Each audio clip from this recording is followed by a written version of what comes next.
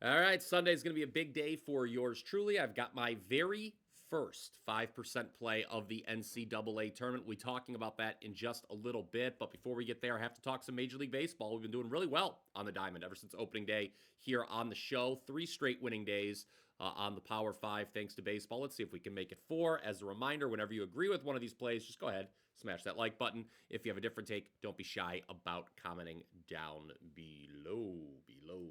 All right, we begin the Power 5 with the under in Brewers Yankees. That number is 8.5. First pitch is 1:35 Eastern. Classic contrarian play here. If you follow me, you know that, of course, I would do this. In case you missed it, the Yankees set a franchise record with 9 home runs in yesterday's 20-9 win.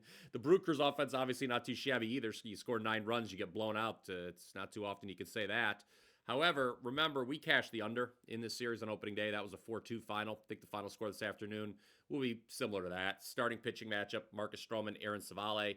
The good news is Nestor Cortez is not on the mound for Milwaukee. That's really all I care about. Something else to consider from yesterday's games. The Yankees committed 5 errors. 2 of those directly contributed to runs for Milwaukee. I think we're going to see a cleaner effort in the field, better pitching from both teams, including the respective bullpens. While everyone looks to bet the over in this matchup Sunday, I will go under 8.5. Next, let's go Phillies Nationals. Also a 1:35 Eastern start. Still have a bit of PTSD in this series from opening day when I bet the Nats plus 1.5 and they'd go on to lose 7-3 in extra innings. Why couldn't you just lose by 1 run in 9 innings, Washington?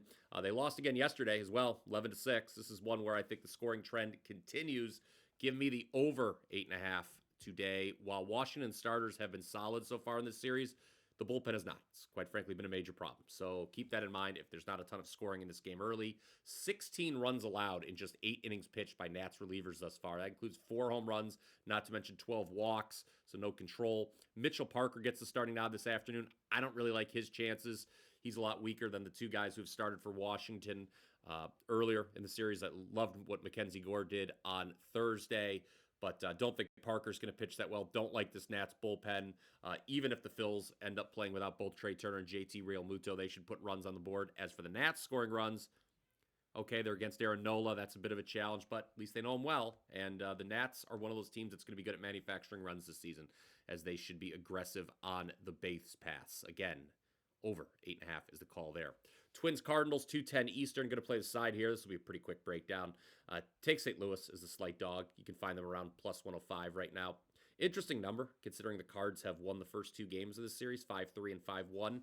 And Sunday, they're going against Bailey Ober. The Twins' right-handed starter did not have a good finish to last season at all. In fact, team lost each of his last 5 starts. 2 of those were his big favorites. We're talking minus 235 or higher on the money line. I just think this is a great price to back St. Louis beyond Andre Palante.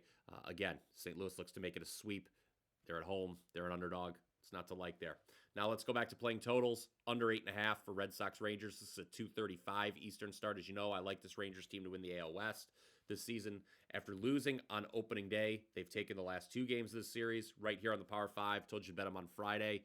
But again, today it's the under. All 3 games so far in this series have stayed under. In fact, we've yet to see more than 7 runs scored in any game. Jacob deGrom starting this afternoon for the Rangers. We know how he's capable of pitching, but Boston starter Richard Fitz is someone I want to talk about really quickly. He had a 1.74 ERA in 4 big league starts late last season. Team didn't win any of them, but he only gave up 6 runs total, and 2 of them were unearned. I think it's another low-scoring game in Arlington. All right, that's it for Major League Baseball on the show today. I will have a play on the Sunday night game between Braves and Padres available for sale on my page, wt.buzz/BP. It's a 4% best bet. But before that, obviously, the NCAA tournament is the main focus this afternoon. I have just my second 5% max bet for March. It's the first of the tourney. I am 70% with these max bets in 2025. 7-3 record. The last one released back on March 2nd saw Illinois as a 3.5-point underdog absolutely annihilate Michigan 93-73.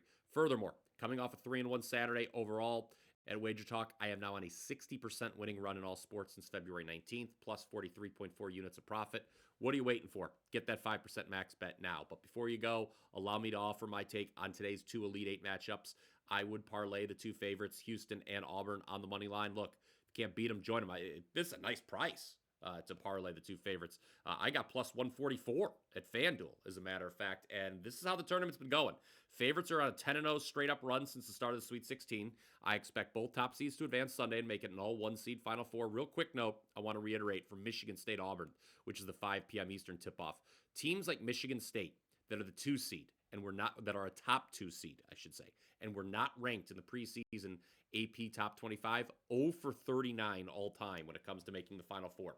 So history strongly suggests the Spartans are losing today. In fact, out of those 39 teams, they're just the 8th to make an Elite Eight, just the 2nd since 2002. They've trailed at half each of the last 2 games as well. Recap time here for Sunday's Power 5, like the under in Brewers Yankees. It's kind of ugly, but we're going to do it anyway. Like the over 8.5 in Phillies Nationals. Number 3, like the Cardinals on the money line against the Twins. Number 4, like the under 8.5 Red Sox Rangers. And then number 5 in the NCAA tournament, moneyline parlay, Houston and Auburn. You should be able to get a nice plus price on those 2 teams there.